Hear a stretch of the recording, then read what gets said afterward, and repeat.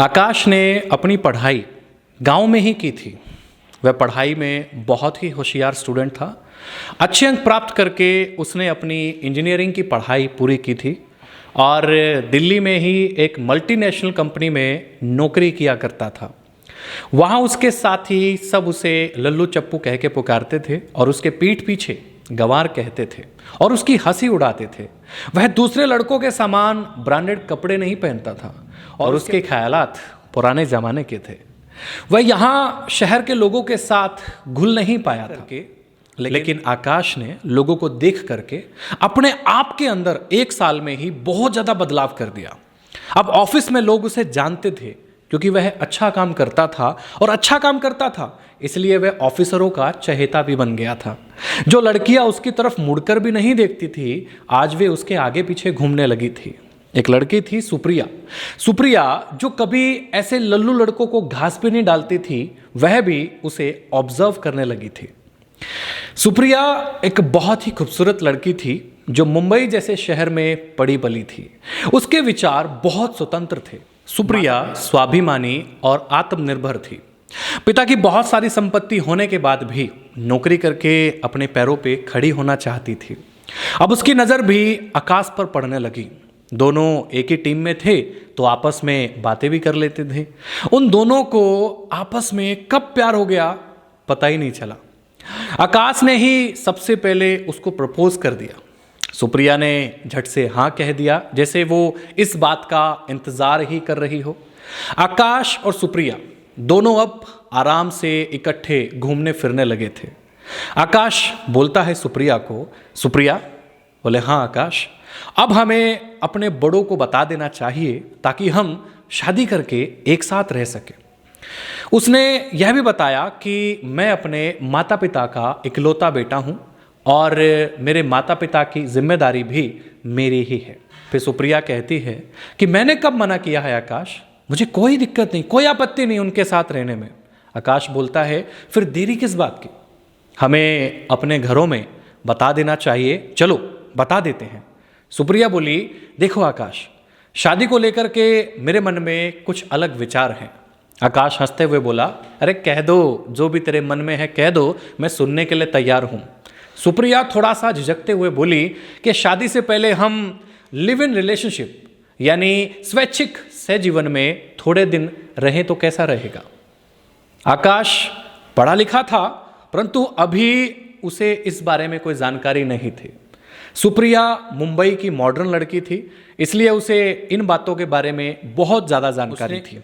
तो फिर आकाश ने सरप्राइज होकर पूछा कि सुप्रिया ये लिविंग रिलेशनशिप होता क्या है। तो सुप्रिया ने कहा देखो आकाश, हमारे माता पिता एक अनजान व्यक्ति के साथ हमारी शादी करा देते हैं और कुछ दिनों तक तो सब ठीक चलता है, लेकिन धीरे धीरे दोनों को उनकी कमजोरियों के बारे में एहसास होता है और तब अनबन शुरू हो जाती है। तुझे मालूम है कि कभी कभी तो तलाक तक की नौबत आ जाती है। इसीलिए आजकल की जनरेशन में बच्चे पहले लिव इन में 1-2 साल मिलकर रहते हैं, दोनों एक दूसरे को समझने की कोशिश करते हैं और अगर वे एक दूसरे के साथ कंफर्टेबल हो जाते हैं तो फिर वो शादी कर लेते हैं, वरना एक दूसरे से बिना झगड़ा किए, बिना कोई प्रॉब्लम क्रिएट किए अलग हो जाते हैं। अब इससे होता क्या है, इससे उनकी आगे की जिंदगी आराम से गुजर जाती है। आकाश आश्चर्यचकित होके सुप्रिया एक ही घर में पति पत्नी समान रहते हैं। सुप्रिया हाँ, इसमें कौन सी बड़ी बात है। फिर आकाश बोलता है मुझे तो हजम नहीं हो रही है बात, और हाँ इस बीच अगर तुम माँ बन गई तो। सुप्रिया ने कहा बुद्धू, इस सब के बारे में बाद में सोचेंगे, पहले तुम इकट्ठे रहने के बारे में तो सोचो। आकाश ने कहा प्लीज़ मुझे कुछ समय दो ताकि मैं इसके ऊपर सोच विचार कर सकूं और मैं थोड़ा सा सोच के विचार करके फिर तुम्हें बताता हूं।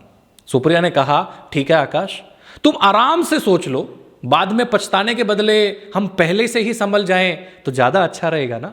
उसके बाद आकाश अपने घर चला जाता है और उसका सिर इस सोच से चकरा रहा था। सबसे अच्छी और बड़ी बात यह थी कि वो अपनी दिनचर्या अपने पिता के साथ बांटता था। उसके पिता गांव में खेती बाड़ी का काम किया करते थे, ज़्यादा पढ़े लिखे नहीं थे, लेकिन ये बाप बेटा बहुत अच्छे दोस्त थे। उसने पिता को सुप्रिया की सारी बात बता दी। उन्होंने सब कुछ सुनकर आकाश को कुछ सलाह दी और कहा कि आकाश ये सलाह है बेटा तुम्हें, बस ये देखना कि इस सलाह के बाद उसकी क्या प्रतिक्रिया है और मुझे आके बताना है। दूसरे दिन आकाश और सुप्रिया दोनों शाम को फिर से मिले। सुप्रिया ने कहा, आकाश क्या सोचा फिर तुमने? आकाश ने कहा कि हम दोनों पहले से ही साथ रह के एक दूसरे की अच्छी बुरी आदतों को समझना चाहते हैं ताकि हमारी आगे की जिंदगी खुशहाल बनी रहे और कोई दिक्कत नहीं है। राइट, क्या ये सही रहेगा? सुप्रिया ने कहा, अरे यही तो मैं तुम्हें कब से समझाना चाह रही हूं ताकि आगे कोई तकलीफ ना हो। फिर आकाश बोलता है, सुप्रिया मैंने तुम्हें बताया था ना कि मेरे माता पिता मेरी जिम्मेदारी है, तो मेरे माता पिता मेरे साथ ही रहेंगे। तो सुप्रिया ने कहा, मुझे मालूम है, इसमें कौन सी बड़ी बात है, ये तो सबके साथ होता है। फिर आकाश ने कहा, ठीक है सुप्रिया, उनके साथ मिलकर रहने के लिए भी बाद में कोई प्रॉब्लम ना हो तो हम अभी उनको साथ रख लेते हैं। उनके साथ भी तो तुम्हें एडजस्ट होना होगा ना, और फिर बाद में अगर कोई झगड़ा हुआ तो वे बेचारे कहाँ जाएंगे? सुप्रिया ने कहा, मुझे सोचने के लिए थोड़ा समय चाहिए आकाश, मैं फिर बताऊंगी। ये बात कह करके वो अपने घर चली गई। दोस्तों, हम कितने भी आधुनिक युग में हों, बेशक नौकरी करते हों, पर हमारी संस्कृति या हमारी सभ्यता ही समझिए कि हमारा दिल नहीं मानता कि होने वाले होंगे या नहीं होंगे पता नहीं, कि होने वाले सास ससुर के सामने बिना शादी किए उनके बेटे के साथ एक ही कमरे में रहना थोड़ा सा अजीब लगता है। बहुत सोच विचार करने के बाद सुप्रिया ने आकाश से मिलकर कहा कि मैं तुम्हारे माता पिता के सामने शादी से पहले तुम्हारे साथ एक कमरे में नहीं रह सकती हूँ, इसलिए तुम हमारी शादी के लिए तैयार हो जाओ। और यह कह के अगली मीटिंग के बाद फिर से वो अपने घर चली गई। आकाश ने यह बात सुनी और बहुत खुश हुआ और उसने अपने पिता को फोन पे सब बताया। वे भी खुश हो गए। सुप्रिया के माता पिता से मिलके उनकी रजामंदी से दोनों की शादी धूमधाम से करा दी। आज आकाश और सुप्रिया के 2 बच्चे हैं और वे दोनों अपनी जिंदगी में बहुत खुश हैं। दोस्तों, पति पत्नी को एक दूसरे को समझने के लिए लिव इन रिलेशनशिप में रहना जरूरी नहीं है, सिर्फ समझदारी और एडजस्टमेंट हो तो बहुत है। आपको मेरी यह कहानी कैसी लगी कमेंट बॉक्स में जरूर बताइए, और इसके बाद आप अपने जीवन में क्या पॉजिटिव बदलाव लाना चाहते हैं वो भी जरूर बताइए। और इसके अलावा ऊपर डिस्क्रिप्शन में कुछ लिंक्स दिए गए हैं अपने इंस्टाग्राम चैनल, यूट्यूब चैनल के, उनको भी जरूर फॉलो कीजिएगा। राम राम।